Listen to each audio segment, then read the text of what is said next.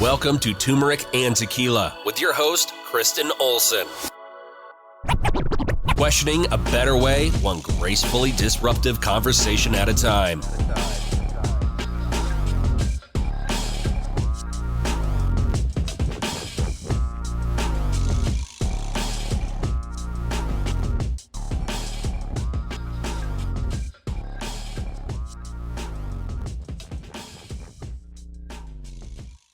Welcome to Turmeric and Tequila. I'm so excited to be with you here today. We have some Colorado fitness family in the house. Janelle Kleftis from Muay Thai Beyond Limits.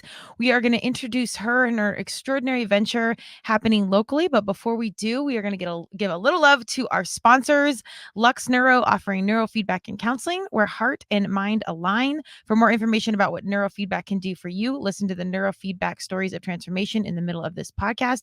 Neurofeedback effectively treats everything from insomnia, anxiety, depression, trauma, ADHD, and much more. Optimize your brain.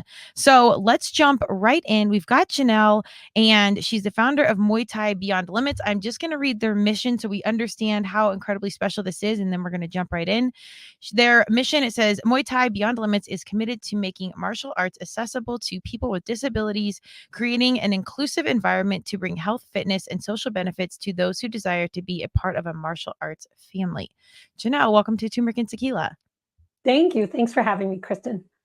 Absolutely. So we're going to jump right in and talk about the business. And right before we got on the mic, I was telling Janelle, I'm like, it's wild. There's so many things around neurodivergent individuals and opportunities in the neurodivergent community are coming through my lane, and I'm not sure why, but I love it. Obviously, me personally, and then Turmeric and Tequila is here for in-depth conversation, and we talk about exposure, accessibility, diversity, inclusion. So I love when things are coming through. I try and stay on the trend-setting tip. So I feel like if I have not heard of it or I don't know a lot about it, it's something we absolutely have to talk about.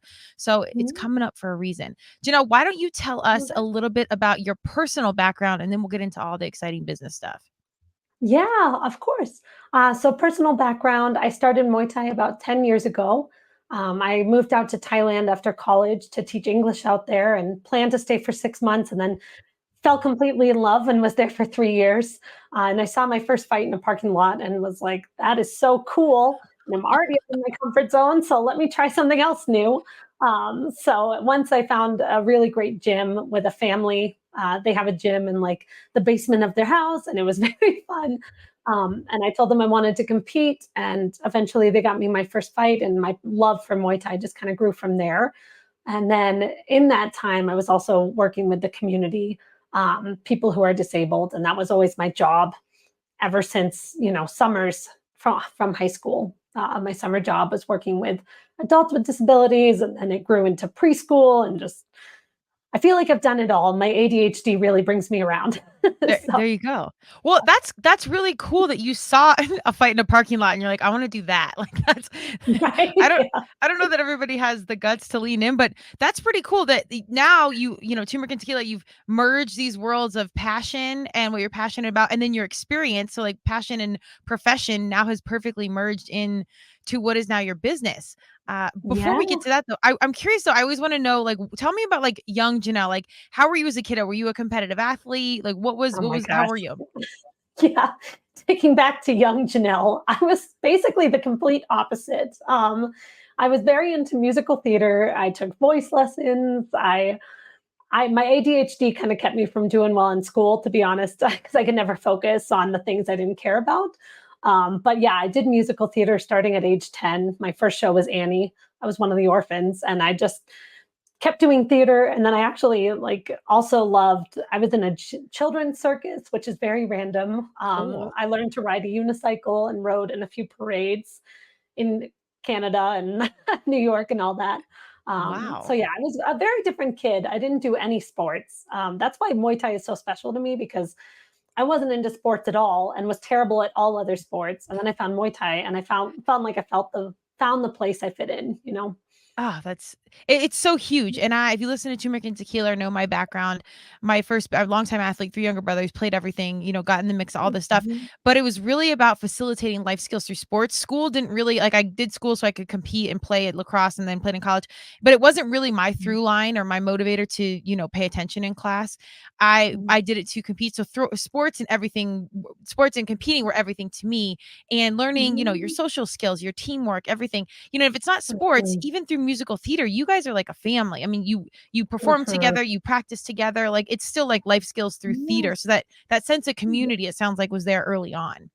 Yes, definitely. And I still love theater and I love to go support. And yeah, that sense of family and like everybody coming together, even though you have your own role to play, it matches perfectly with Muay Thai because it's the same thing in Muay Thai, like and other sports. You're on a team, but in Muay Thai, it's like a solo venture when you compete, but you also need your teammates there to help support you and help you train. So they're very similar and probably why I love them both so much. So Absolutely. Well, it sounds like you were kind of a community leader early on, like bringing people together or helping facilitate it. Was that kind of in the cards early, of you bringing people together over a common denominator, or just being a good helper? Like, were some of your adult characteristics there as a kiddo?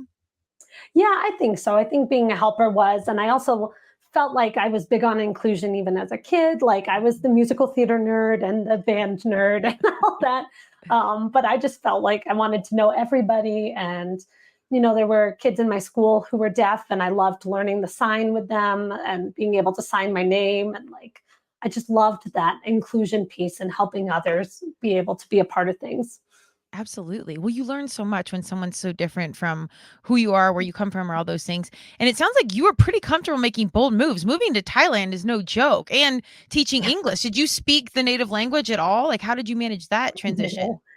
Yeah, that was a wild transition. I Yeah. still don't know how I just took that leap, but I just needed a change, and life had a lot had happened in life, and I was, the stereotypical. I want to go find myself, so Yeah. Yeah. I just wanted to go somewhere that was so different from here.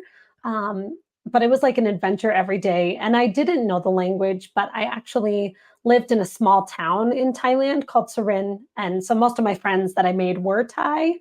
So it was an incredible experience. I joined a band out there. I started teaching music lessons out there and then Muay Thai. So it was like a wild ride, very different Oh, from here.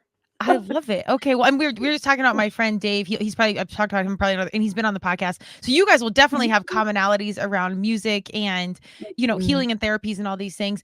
But Yeah. that's pretty incredible because, when you move somewhere and you start something, you don't know the language or whatever. That's just like entrepreneurship. You can have a plan, a business, everything. You jump in and you Mhm. still don't really know the language or the landscape until you're in it for probably a few years, and you Mhm. continue to modify. So that's why we ask on Turmeric Tequila. I'm like, tell me about your young self, and usually the stars are shining early on, like what you're going to do. We just don't know it until later, and we have to take the trip or do the therapy or have the breakthrough to find ourselves, quote unquote. and Yeah. and then it becomes clear. Do you feel like you had all of these skills as you're ready to start the business in your back pocket to just leap? Oh my gosh. Not really, but I did have a great mentor, I would say. I took a job before starting the business with this martial arts school, and the owner was wonderful. And there were only three of us on the team, so it was a very small team. And I feel like she taught me a lot, and I learned a lot because we started that martial arts school from scratch, basically. Okay. So it was similar there. I learned a lot about sales and I learned a lot about like attending resource fairs and how to be out and about and not hiding behind the table kind of thing. Mhm. But still, every day is an adventure. And like, even today, Absolutely. I Yes. learned something brand new today. So I'm Well, like, that's good. Good to know. it it's kinda like living in a different country or an unfamiliar space when you're an entrepreneurship. Because again, and especially as an early entrepreneur, you wear all the hats. I mean, I'm 20 plus years in the Mhm. game, and every single thing is new, and, it went from consulting to in-person marketing and to now it's podcasts, and so, like, we're constantly learning these new modalities. But just like in an athlete, like, your craft is never really done, and you're always, even if you know it, you're always kinda sharpening it or getting around people that do it better than you. So you kind of Mhm. figured out. But what a great way to stay in the mix, and a great way Mhm. to model what you're teaching. Like, you're teaching your humans and you're a leader in your community, whatever it is, and you're still learning and Mhm. you're still on that side so you understand the process. Yes, for sure. Yeah. And I think honestly, like, I love the learning aspect of it. I feel like I get bored like easily if I'm not able to learn and grow. And so running a business is like you're endlessly learning and growing. There's never a break. So it's great. Like I love the challenge, and like I'm taking ASL classes right now online, and Oh. it's like now I get to learn ASL, and it's just so much room for growth. So I love it. Oh man, what a growth mindset. I love my people that are just so motivated to be alive and seek out the next adventure and see what's next. Mhm. There's really hard days, don't get me wrong, because Mhm. it can be really high and then really low. And as an entrepreneur, we're kind of on solo journeys. Even if you have a business partner, it's still like a really tight, small group. So Mhm. you got to keep your good people around you, just like theater or athletics or whatever. Like you got to have the community. Yeah, Do you have exactly. do you have a good support system that you lean on for your own community and mental health? Yeah, I feel like I do. I've got really good friends that support the business and have from day one. They're always sharing the posts and talking about us in the community. And then Orion is really supportive. He's my boyfriend. He's really great. But honestly, the biggest support system I found is just the community that works with the neurodivergent population, because they have been so welcoming from day one. Like the second I posted about the business on Facebook, I got all these emails from Yeah. Pasco, and they were like, come to our networking. And the networking hour with them is just like, everyone knows you, and everyone wants to connect everyone so that you can grow. So Oh, it's a yeah. really great community, one I've never really found before, I would say. Oh, that's amazing. I mean, when the stars align and you kind of have these moments in life where you're figuring it out and you finally get on path. And if any of my young humans are like, I don't really have it figured out that are listening and they're like, I don't know what I want to do, but I feel a pull going in a direction. Mhm. That's how I felt. So what you're going to do might not be a thing yet. Like the conversation, Mhm. it's not that what you're doing is right or wrong or whatever. Podcasting wasn't a thing when I was a kiddo. And so sometimes it takes some time to like develop, get ready, and then the thing becomes a thing. And then you're right on time for you to be part of that thing. Do you feel like that's with you and what you're doing right now? Oh, yeah, definitely. And I think, it's always like you're about to graduate high school. What do you want to be when you grow up? Where are you going to go? And like, I went to college for music education, and the education part I took, but I've taken a very long, twisty road to get where I am now. And like, I couldn't be happier. And I think Agree. you just got to let life take you places, and you never know where you're going to end up. So I just think being flexible is like so key Oh, in life. man. Amen. So, Yeah, because we really yeah. do control so little, and we talk about this all the time on the Mhm. podcast. But you gotta show up. You gotta be intentional. You gotta be clear on what you want, even if it's not Mhm. specifics. You gotta be heading in a direction, and you gotta let go just enough and have a little bit of faith. God, universe, Madonna. I'm a big Madonna fan. Whatever you believe in, you gotta I believe love it. that it's right there. Yeah, and then it's gonna work out, like, days ebb and flow, like, there's a good day and then a really bad day, and lately, it's like there's good and bad mixed into one day, but yeah, you have to have faith that everything's gonna turn out okay, and growth Yeah. isn't linear, so I'm like, "That's okay if we're ebbing and flowing, we're still growing," so. Totally. And something that's special about like podcasting or your business, you get to see the impact in front of you. Like immediately, you get to see how you Mhm. touch people's lives and Mhm. change, their trajectory in a class or in maybe a few months of classes. I mean, it's all right here. So I'm assuming Mhm. even on your darkest days, you see these moments of just brilliance.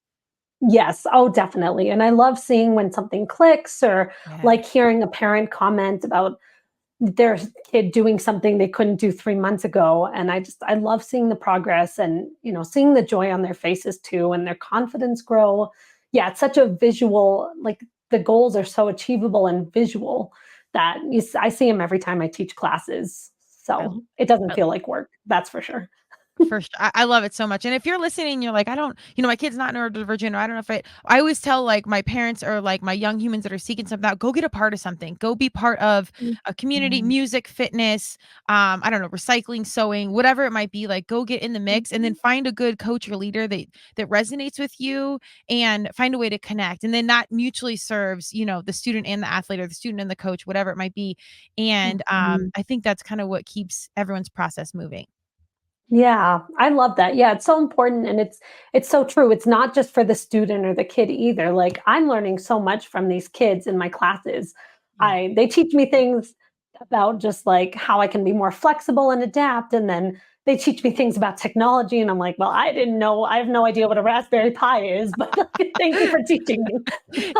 It's so You gotta real. let them teach you, right? Like they're Uh, smart. They have things to teach you as well. So Absolutely. Well, the student becomes a teacher. Plus, I mean, every young human lives in a different world than a grown human. Like we just have totally different yeah, perspective and experience.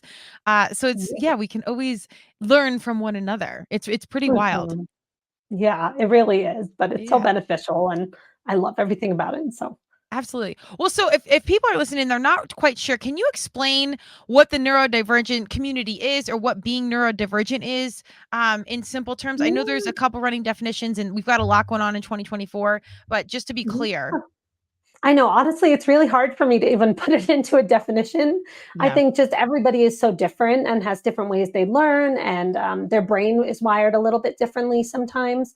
So I like to think that people who are neurodivergent might, be people with autism or people who have ADHD and encompass all of that. Basically, anybody that is special and has, unique needs and I don't know, unique strengths as well. It's a big one.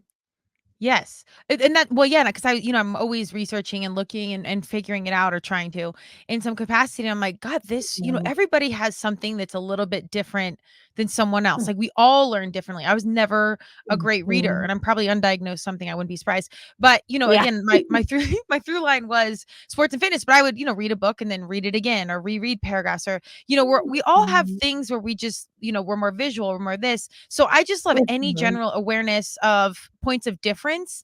And then Mhm. I absolutely love the little idiosyncrasies.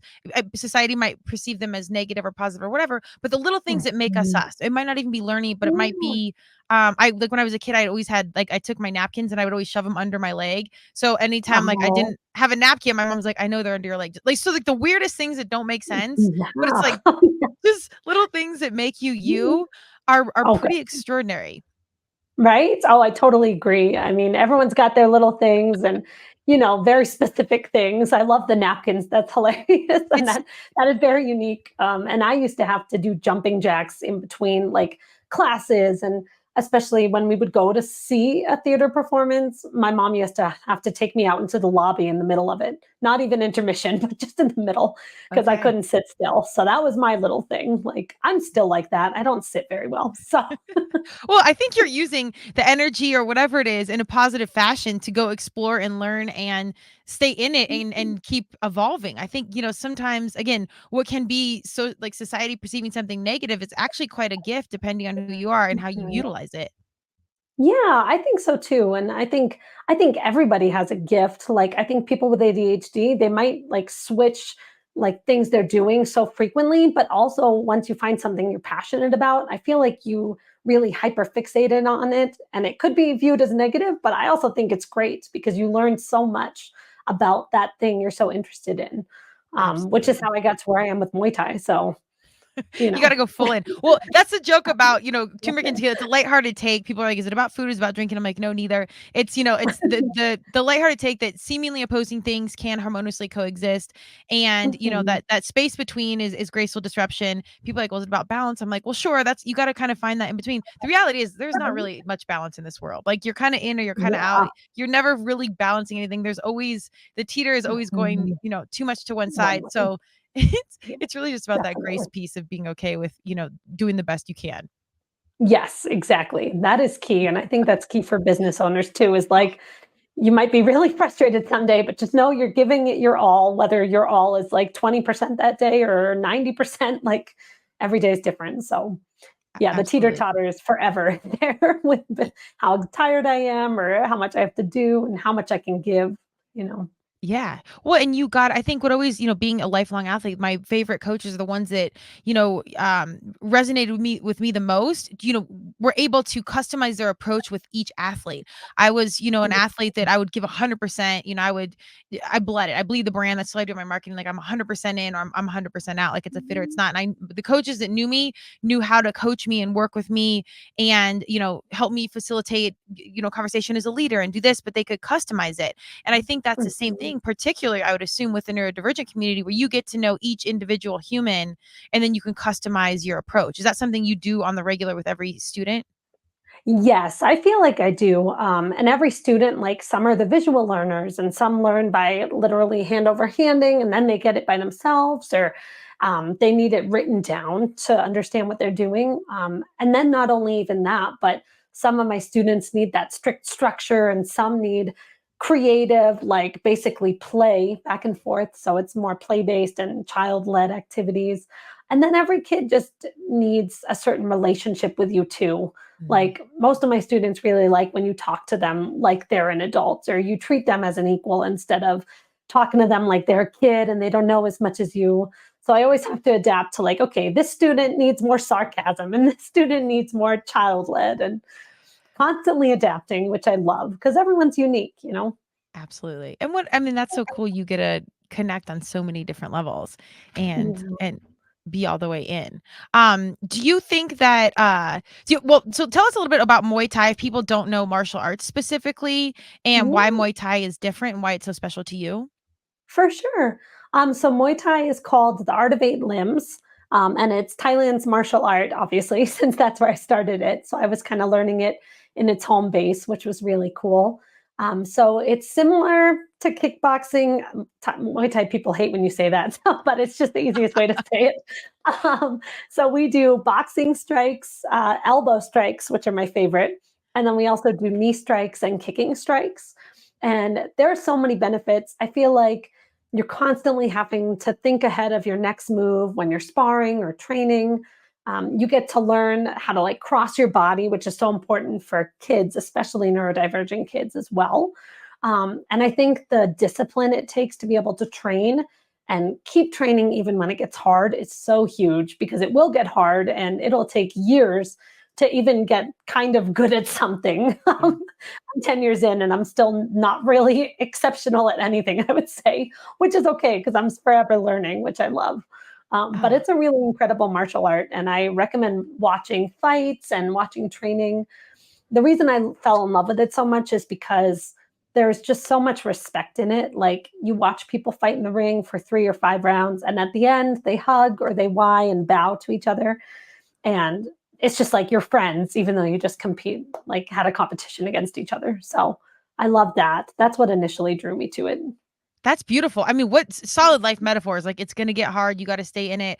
And you are Mhm. like perfect TNT because you're like, harmonious and teaching and loving children. Then like, yeah, elbow strikes. And I got into this 'cause I saw a fight. And I'm like, oh my God, come through. This is exactly I like know. opposing things can harmoniously coexist. Like, this is the realest Mhm. situation. And it's so important for Seriously. our community to hear that because we are so shoved into these boxes, our entire life. We're conditioned Mhm. to exist in one space, and the reality is we wear all these different hats and we're multifaceted and Yeah. you can love different things at once. So I love that you have this like beautiful juxtaposition of love and Oh, harmony, elbow strikes. right. Seriously. And that is Muay Thai, I feel like. It is funny. I'll be like teaching it to a 3-year-old and I'm like, huh, teaching you quite an aggressive sport. But like, it's not though. It's like you are aggressive when you compete, but also people that train Muay Thai are like the nicest people you'll ever meet normally. And Yeah. they're like the most peaceful too. Like people that train martial arts, it's the same thing. It's like you train martial arts and you know how to fight, but you also know that you don't need to use it. So another like harmonious balance there that I love. Absolutely, so well said. Yeah, and it's about respect and awareness and kindness, and there's like rules to the engagement. So no, I think it's all such, again, wonderful metaphors. And if you're a kid and you're young in with any abilities, you don't want to hear about all the schooling of that. You're like, what do we do? Elbow strikes, this and that. Mhm. But then the weaved Mhm. within that are the larger life skills of it's going to get hard. You work with your teammates. If you're going to Mhm. engage, you bow at the end, and this is a mutually respectful Yeah, situation. It's really cool.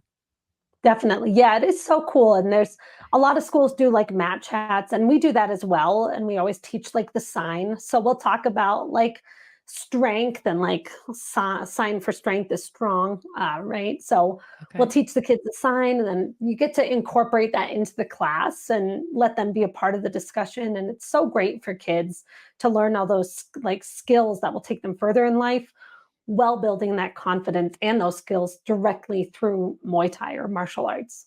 Absolutely. And I love too, this was great for me. As a kid, I wasn't big on authority. I kind of was like a very independent human. And so like, authority coming from my like school teachers or my parents, whatever, but my coaches, it was a different point of authority. And that was always good for me to have that, guidance and mentor of someone that was kind of in the game with me versus someone just telling me what to do. Like I'm a police officer, I'm an adult, blah, blah, blah. It was Yeah. just different. Do you feel like being that coach as a point of authority is totally different than any other point of authority in your students' lives? Yeah, I really do. And I think it's great to like build that relationship and be somebody they can trust. I think that's really important for kids, especially kids that are like getting into middle school or high school. Like it can be a tough transition for them. Yeah. And there's certain kiddos that I think it is even more important for, kind of depending on diagnosis, but like kiddos with pathological demand avoidance or pervasive drive for autonomy is the more neuro affirming term. But they basically everything you do has to start with that relationship and they have to trust you and respect you before you can even really do anything with them. So I love that, especially in building that relationship. It's so unique and it's so new to me. Yeah. So I really love it. And I can't wait to grow that and work with more kiddos with PDA so I can really grow myself and build those strong relationships.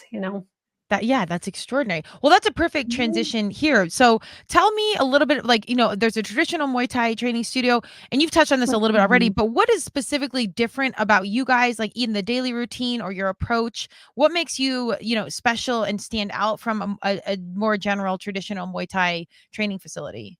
Yeah, definitely. So we make a lot of adaptations to make us as accessible as possible for people of all abilities, people with intellectual, developmental, and physical disabilities. We do the spaces I rent from have dimmable lighting, so that way we can adjust the lighting to fit everyone's needs. I have a student who wears sunglasses every class, even though it's dimmable lighting, because he's so sensitive to light. Okay. We also do a whiteboard schedule structure for our group classes there. Lots of kids thrive on structure and knowing what's coming next and knowing how close they are to the end of something so they can feel, kept in the loop and prepared. We also are flexible with attire, so they can wear anything they want to train, shoes on, shoes off, like I don't care. Um, we have a sensory corner with fidgets, so the kids can we take sensory breaks so they can build those social interactions and also just so they can kind of regulate their systems if they need.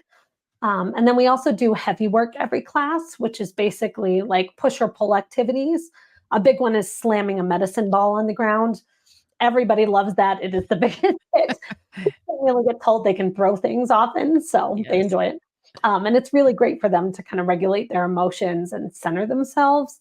And that can be really difficult for kiddos that have autism or ADHD. Just you get dysregulated and it's hard to find your way back. So those help a lot.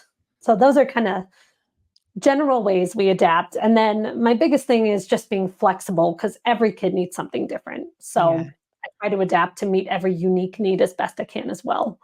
That's beautiful. It's well, I mean, every human kind of needs some piece of this and some human in their life that's adaptable to what they need at that moment. Just generally speaking, it's such good. This is great intel for just human communication and acceptance and exposure in general. There's such, Yeah. bigger, heavier like undertones they're such an important part of the piece. I do want to touch on, for our families, because the neurodivergent community obviously has always been there. Navigating it, though, I Mhm. have so many close friends that have neurodivergent children. So I've had a front row seat to them trying to navigate different therapies and what are the answers. And it's still a building conversation and it's hard to Mhm. connect within the community or find the right path for your kids specifically. Do you have any Mhm. recommendations if you're new to the neurodivergent community or you want to find a way in to step in and then find what's right for you and your family? Yeah, that is a good question. I think case like if your child has a disability and you're with a case management agency, they are so great. They have a list of resources, like we're listed on their list of resources on their website. So I think they're a really great place to start. Like even if you don't have a case manager, just look at like developmental pathways or Rocky Mountain Human Services, whichever is kind of in your county. And then also, like, I'll give a shout out to this one woman. She runs Navigating Disability Colorado, and her main whole goal is just to help families find caregivers and learn how to best use the Medicaid waiver in funding so that you can get the most. And she also knows like so many organizations out there. So those are great. And then my last thing I would say is attend the resource fairs. Like Autism Community Store hosts the Autism Resource Fair. I love everything about it. Like I've been 2 years in a row, and I wish she hosted it like every 3 months because it's so fun, and everybody that is part of the community is there, and it's a great event to attend as a parent. See what resources are out there and learn more about how you can help your kid. That's incredible. And that's what today, you always hear like to get by, whatever the end game is, it takes a village. Like you really need your people Mhm. around you, and you can't know everything all the time. So again, building, your community and your leaders, or being part of something where, other people are good at different things and you can help connect and streamline maybe someone else's process, I think is so significant. And also whether you're neurodivergent or not neurodivergent, you're a supporting family member or what have you, you're still in this community, helping one another out in navigating this experience. Yeah, definitely. And I think, even whether you know someone who is neurodivergent or not, like you should understand this community. And Yes. we all need to be more inclusive. Like I wish we weren't necessary because everyone's like, I wish you were in Fort Collins. I Yeah. wish you were in Broomfield. And I was like, I wish that this was just everywhere and that everyone was just inclusive and everyone was flexible to meet the needs. So I think this kind of education and attending these events and like looking more into those case management agencies should be for everyone because everyone should know how to be more inclusive and know what's out there to kind of help. Absolutely. You never know. Yeah. Well, the exposure and then understanding, if you work with anyone in the world, which is almost everybody, because unless your job is by yourself, influencer on TikTok alone Yeah. in a room, you're working with all kinds of different people. And, we always think it's us or something's wrong or something's right. Like whatever you're kind of experiencing, a lot of times there's just misunderstanding because we don't fully understand what one another come from or going through, how we communicate. It Mhm. could be culturally, it could be ability wise, there's so many things. So just kind of like you said, letting down the wall of judgment for a minute until you can maybe have Mhm. an additional conversation or seek a little more intel or have opportunity to further Mhm. understand. I always feel like a good step one Yeah. is just to pause for a second and Mhm. maybe understand that you don't understand quite yet.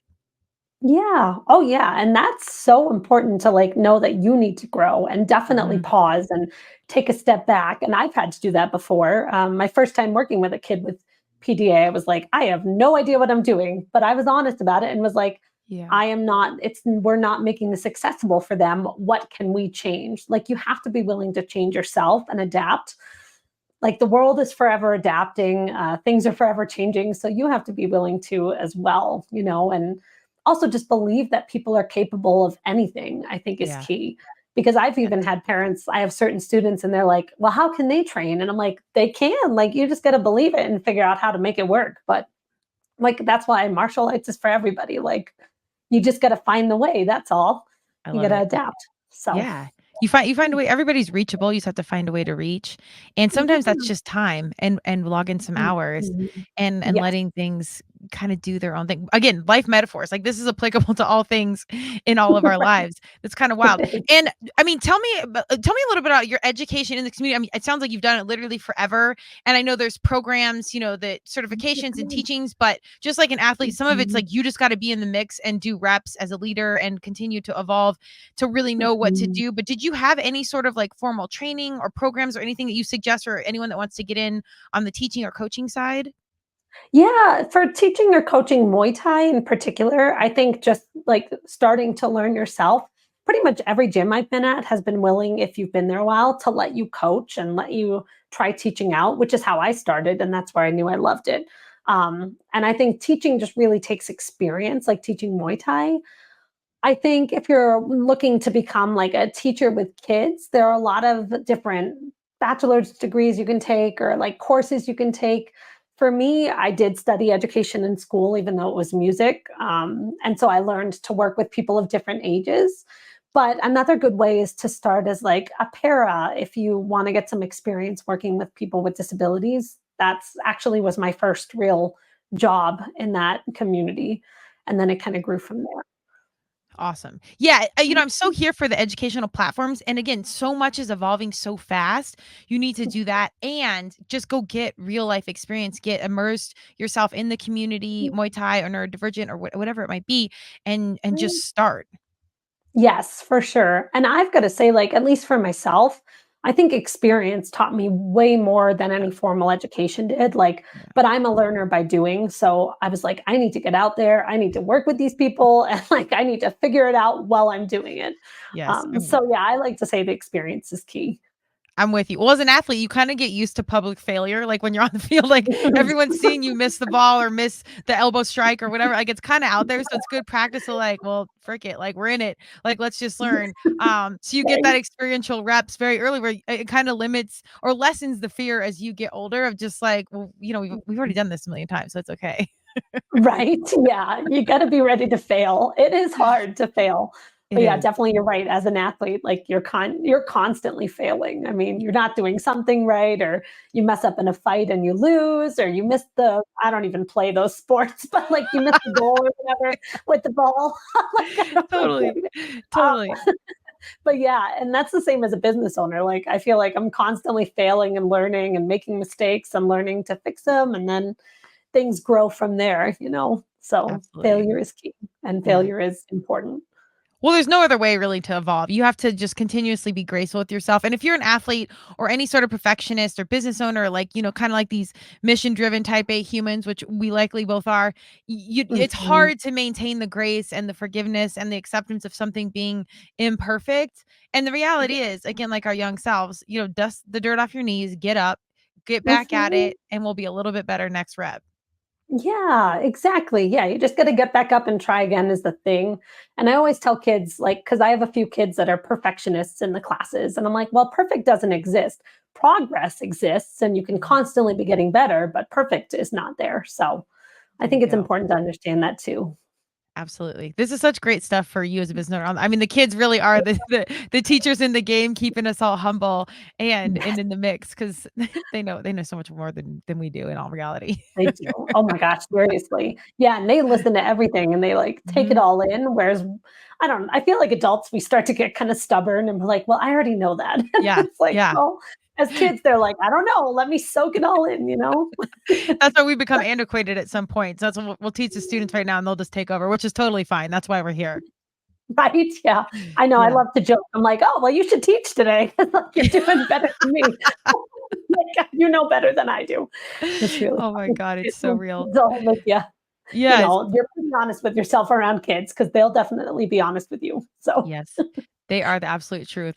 Well, is there anything else you wanna um, tell us about, Muay Thai Beyond Limits that I haven't asked you? It's such a special I know you have a thriving yeah, community, and you're very intentional about how, you teach and train and coach, but is there anything else, like, the community should know about you guys that makes you special? yeah, I think just what makes us special is that we want to work with everybody. So, like, we have students who are blind, fully blind, students who are visually impaired.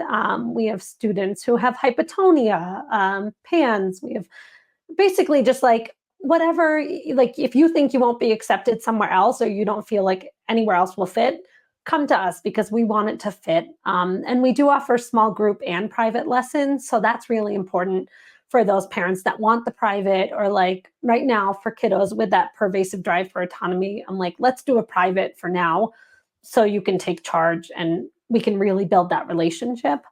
So yeah, I just think that like the flexibility of us is what I really like to promote and share. And that's also how I hire new employees. Like they have to be flexible and they have to show it. So yeah, I think that's the biggest thing to take home about us. And we also work with ages 3 and up. So we basically do classes for everybody except for the Wow. babies. Okay. So I'm that's us.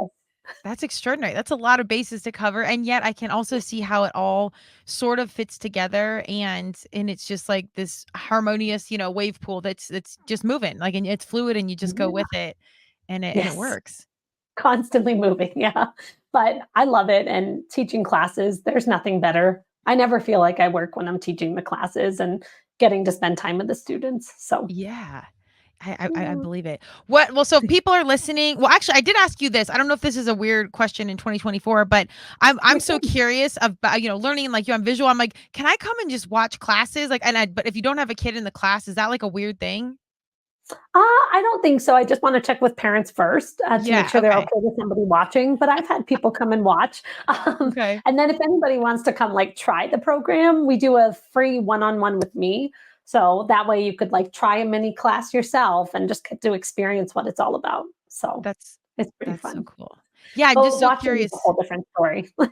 Yeah, well, so It's very just as, and fun. this might be a limited perspective, but just in CrossFit and seeing the adaptive Mhm. space grow so much. I Mhm. mean, those are my favorite athletes to watch because it's just, I mean, it's absolutely magnificent how there's literally no excuse A to compete, but B, you just make Mhm. it work with what you have. And they do like really heavy lifts and extraordinary movements with exactly what they are. And again, it's just this really inspirational life Yeah. metaphor of like, you find a way and you do it. And those are just Yeah. my favorite athletes. So I I don't know, love maybe that.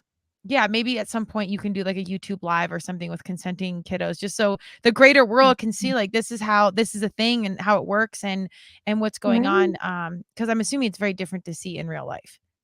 Yeah, I feel like it is. Like my student who's fully blind, like when I hold pads for him, people will be like, "I don't know how he does it." And I'm like, "There are so many ways." And you'll see him like striking the pads and he said he wants to compete someday and I'm like, "This is awesome." Yeah. And Yeah. unless you see it in person, like I can talk about it all day, but if you see him in action, you'll be blown away by his progress and everything that he can do, which is just what you should expect him to be able to do. It's just people have different views and it's that believing in people, believing there's no limits, which is why we're beyond limits. So So, look at that organic branding right there. It is. It's right. widening the perspective. The irony is you don't need to widen the perspective of the athletes. It's the greater good where Mhm. we don't see because we don't it's not in our world. So I mean, I'll put this in the Right? universe now. Perhaps you need a Netflix documentary where they come in and put it together. I'm a big Love it. documentary nerd and I That'd feel be like so that's cool. where I learn all my stuff. So maybe they'll come I in love and it. put it together. Yeah, I would love that. I want to get the word out. And I'll just give a shout out. There's another woman doing very similar to what I do in California. Okay. It's Amanda's adaptive martial arts. And she was my mentor at the beginning. And I just want the whole world to know about all of us doing this Hey. work because it's very unique and it's very special. So, Let's go. Yes. we'll Yeah. shout Well, and like I said, wherever you land, on the ability spectrum, I think the things that we highlighted in this conversation are applicable to anyone and everyone, you know, on so many levels. So there's gems everywhere. Where do people seriously. find you? Handles, websites, anything, any point of communication where they can hit you up? Of course. I would say I post best on Instagram. So I would check our Instagram. It's just under Muay Thai Beyond Limits. You'll see our logo, which is in sign language, MTBL. So that'll be on there. And then we also have a website that's muaythaibeyondlimits.com.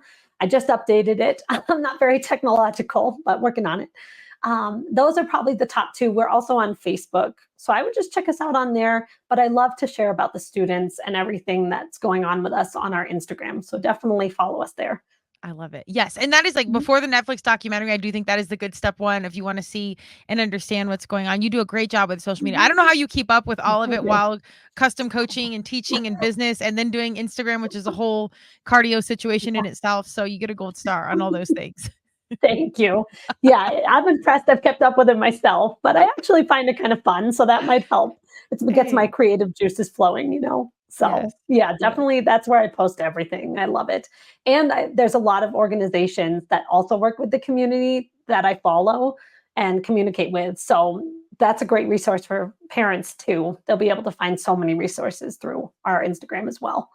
That's so awesome. Well, I'm excited to see this grow. You are absolutely in alignment with your purpose and your mission. I will be Mhm. 0% surprised when everything moves in this, massive direction and you're helping facilitate not only a successful business, but understanding exposure and opportunity for our young people. And I think all those things collectively really move us towards positive impact in this world, which could not be more on time. So it's really Mhm. great to have you in my orbit and be inspired with what Mhm. you're doing and really and pursue the passion and the purpose all merged together. It's extraordinary.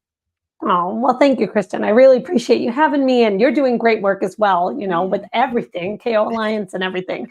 And yeah, it's like living a dream come true. So can't complain. There you go. There we go. And just to be clear, it's not all roses, my entrepreneurs out there and everything else. Like you Yeah, got to no. pack a helmet and the elbow strikes because it gets real. But it is. You keep your good people in your mix. So if Right? you're Yeah.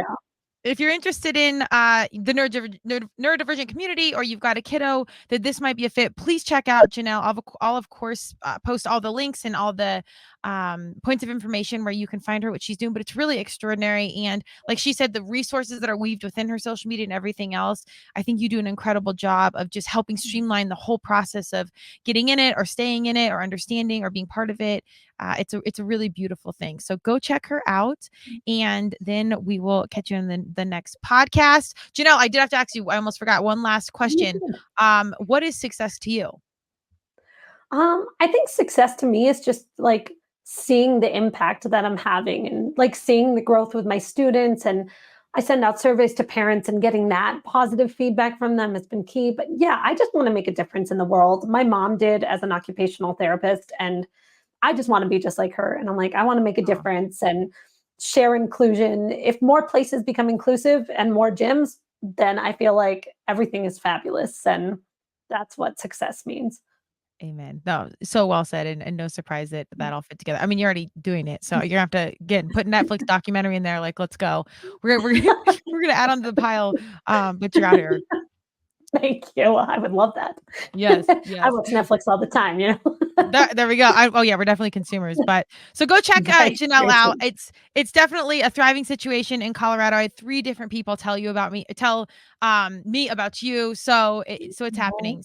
Yeah, so go check her out. See what she's got going on. A special thank you to our sponsors, Lux Neuro, Neurofeedback and Counseling. Lux Neuro wants to meet you. If you're ready to transform your life, visit them at luxneuro.com to schedule a consultation.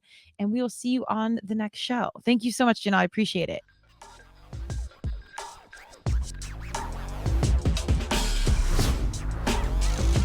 Thank you for joining Turmeric and Tequila with your host, Kristen Olson. Tune in next time, and don't forget to subscribe on Apple, Google Podcasts, Spotify, or wherever you listen.